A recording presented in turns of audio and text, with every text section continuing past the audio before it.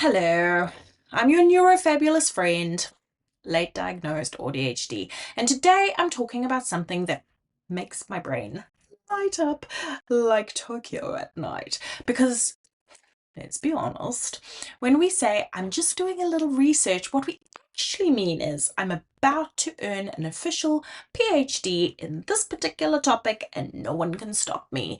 So, today we're diving deep into special interests, why they exist in autistic and ADHD brains, what the science says about them, and how something like planning a trip to Japan can suddenly take over your life in the best possible way, and how hyperfocus and special interests can actually be turned into a workplace superpower. So stick around because I've pulled together a freebie for you. It's a quick guide to spotting when a new hobby has tipped into a special interest and how to make the most of it. So before we dive in, don't forget to hit the subscribe button and join my Neuroglorious gang. This channel is all about lived experiences, science, and practical support for autistic and ADHD women.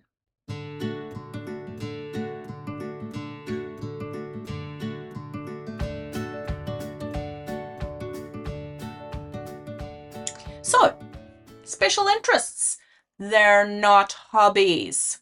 They're intense, absorbing passions that autistic people are drawn into with huge focus and joy. In fact, the DSM-5, the diagnostic criteria for autism, literally includes highly restricted, fixated interests. Here's the interesting part. Research shows autistic people don't actually have more interests than neurotypical people. They just engage with them far more deeply. One study of autistic adults found that they spent an average of 26 hours per week on their special interest. Basically, a part-time job. Neurologically, our brains light up differently. In MRI studies, autistic kids showed stronger reward and attention responses to images of their favorite objects than to social cues like smiling faces. So for us, diving into a special interest literally feels better, safer, and more rewarding than small talk at a party. For ADHD brains, the mechanism is a little different. ADHD is linked with lower baseline dopamine. So when something finally sparks enough interest, our brains latch on. That's hyperfocus. It feels like time disappears, distractions fall away, and suddenly you've been researching Japanese train timetables for 6 hours. I was focused on it for 3 days, and I never ever want to see it again. So let's pause here and talk about hyperfixation because it's a word that gets thrown around a lot and it's easy to confuse with hyperfocus. Hyperfixation is when you become completely absorbed in one specific topic, activity, or interest. It's not just being interested, it's that sense of I cannot pull myself away even if I want to. So during hyperfixation, time disappears. So it kind of overlaps a little with hyperfocus. You forget to eat, you don't answer messages, bedtime becomes a suggestion, and at the same time, you're soaking up information like a sponge. That's why people call it a mini PhD, because in just a few weeks, you can know more about your topic than most people will learn in a year. Bonkers. Now, here's the key difference. So, hyperfocus is a state of concentration. It can happen on anything, even something boring like work emails, if the brain happens to lock in. Hyperfixation is about the subject, that it's repeated, it's magnetic pull back to the same interest again and again. So, you might hyperfocus on writing an essay, but you might hyperfixate on Japan or crochet or bullet journaling, and that's where you come back to every day. Science backs this up. For ADHD, hyperfixation is linked to dopamine. Our brains have lower baseline dopamine, as mentioned, so when something finally gives us a hit or reward, we cling to it. For autism, hyperfixation connects to reward and regulation, and studies show that the brains literally light up from images of things we love. And for AuDHD, You get the intensity of autism plus the novelty-seeking of ADHD, which means you might have one fixation that lasts for several years, but you also might cycle through several in a year, each one consuming you completely while it lasts. And hyperfixation can be both a gift and a challenge. Yes, it can mean staying up till 3 a.m. on Wikipedia, but it can also mean building depth and knowledge, regulating stress, and finding joy in a world currently that seems a little overwhelming. And in AuDHD, autism plus ADHD, you often get the best of both worlds and sometimes the hardest of both too. The depth and stability of autistic special interests combined with ADHD's craving for novelty, you might dive into a Japan trip for months, but next year it could be pottery or medieval history or miniature figurines of horses and their relative price points. Dear journal, I did too many things and now I need a nap. So if this sounds like your brain already, let me know in the comments what's your current special interest. And while you're down there, lols, hit subscribe so you don't miss more deep dives like this. So special interests are not a quirk, they're a regulation strategy. In one large survey, autistic adults described their interests as a lifeline and the air we breathe.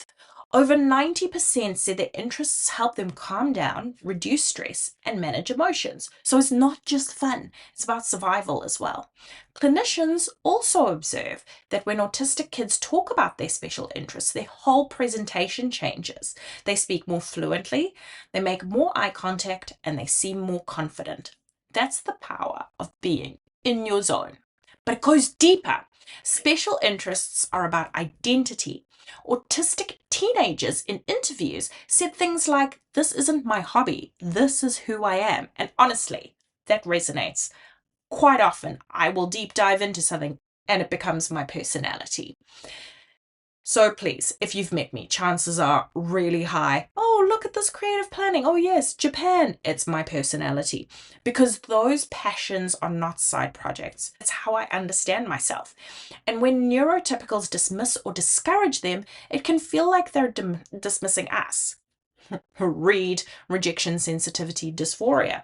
Go have a listen to that one. That's why support and respect for special interests are so important. Now, by the way, if you're enjoying a mix of research and real talk, please give this video a like. It helps more neurodivergent people find me and the content, and it also helps with my rejection sensitivity. Thanks. Too overwhelmed to ask, but please subscribe. I'm going to get personal for a second. Sometimes a single event can spark a brand new special interest, a book, a TV show, a new hobby, or a trip. For me right now, it's Japan. Planning this trip has become a full-blown research obsession. I don't just have flights and hotels booked. I've got spreadsheets of matcha cafes I want to go to. I've mapped out train stations. I know the shrine opening hours, where to get the best fruit desserts, and even a history of cup noodles. And there is science to back this up. Studies show that autistic adults often describe a turning point when something has clicked. A school trip, a class, a movie, and that moment launches a passion that potentially can last for years. One autistic woman said a 2-week school trip to Japan at age 12 sparked her lifelong love for Japanese culture. I'm hoping that's not me. For neurotypicals around us, it can look overwhelming. We talk about it constantly, we share endless links, we spiral down rabbit holes, we've got more memes or saved reels than we would like to talk about. But it isn't an obsession, it's joy, it's grounding, it's identity. So if you live with someone who's suddenly turned their holiday planning into a 200-page research project, know that it's their brain finding joy and stability. Now, this is where we get more personal. I've actually noticed that when I'm stressed or overwhelmed, I instinctively turn to my Japanese research. I track a lot of health and well-being stuff on my smartwatch. It's a Garmin. And data doesn't lie. When I sit down and I start mapping out train routes or reading reviews of matcha cafes, my heart rate drops, my stress markers ease off, and I feel myself calm down in real time. So now that I actually use it on purpose, instead of fighting myself, I treat my Japan research like a reward. If I've had a hard meeting or I'm juggling way too many things, I give myself 20 minutes to deep dive into my itinerary or update my cafe list. It's not wasted time, it's self-regulation.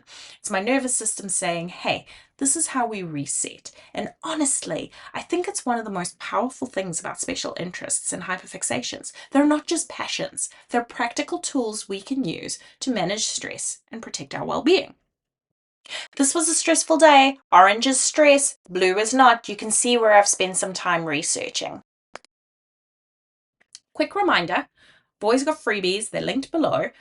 It'll help you spot when a hobby has tipped into a special interest, in this particular one, and how to use it to your advantage. Like this video and you get one more. La! Now, this is where it gets a little exciting. Special interests and hyperfocuses aren't just personal lifelines. They can be professional superpowers. Shh, don't tell your boss. Researchers sometimes call them mini PhDs. Why? Because the way autistic people and ADHD people learn through special interests mirrors the intensity of graduate level study. We don't just dabble, we deep dive, and then we master it, then we lose interest.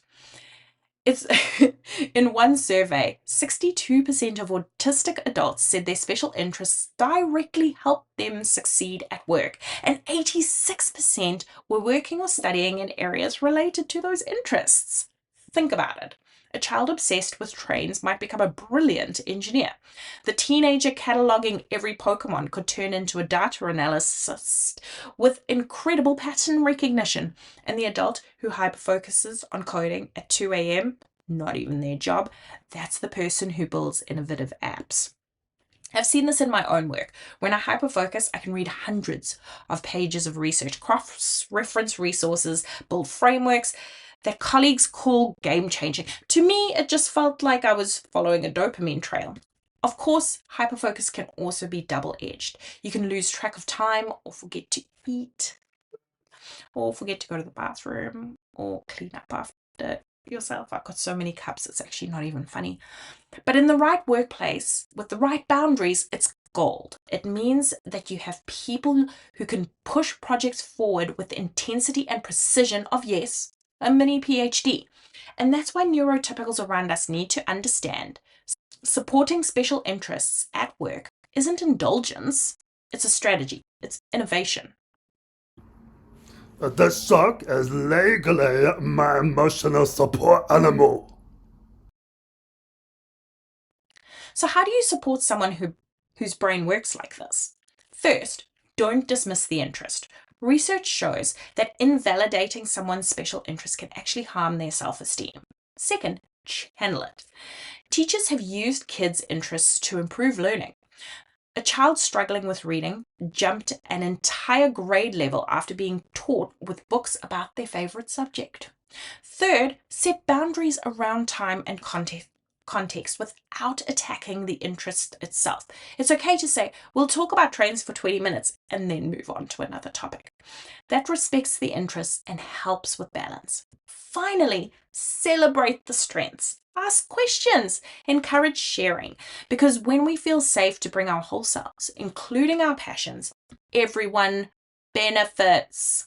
So to wrap up, special interests are not hobbies, they are lifelines. They exist because our brains are wired to find them deeply rewarding. They help us regulate, build identity, and sometimes even turn into careers. And yes, planning a Japan trip can absolutely become a career. Sure, no, it won't. Don't forget to grab our freebie below.